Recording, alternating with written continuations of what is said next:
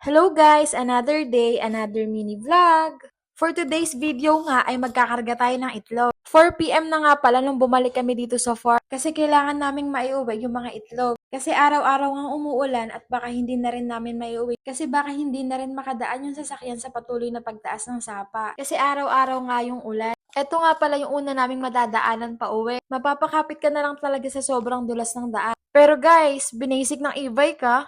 Natalo pa yung Ranger at yung ADV. Hindi kasi pwedeng dalhin yung pick-up at mababalaho na naman dito. Pero sa e-bike talaga, ay nako, basic na basic yung daan kahit napakadulas. Mapapakapit ka nga lang talaga. Eto nga pala yung pangalawang madadaanan namin. Kapit na lang talaga tayo.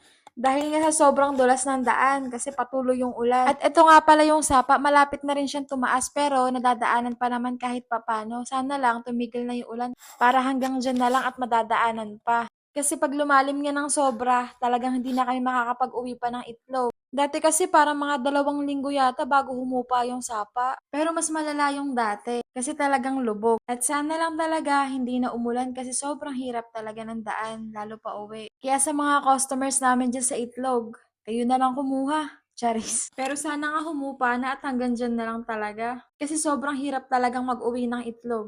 Tapos, ganyan pa yung laging madadaanan. At ito nga yung pang-apat naming madadaanan. Pero mapapa-thank you Lord ka pa rin talaga kasi kahit na ganun yung mga daan ay hindi nagkakabasagan yung itlog.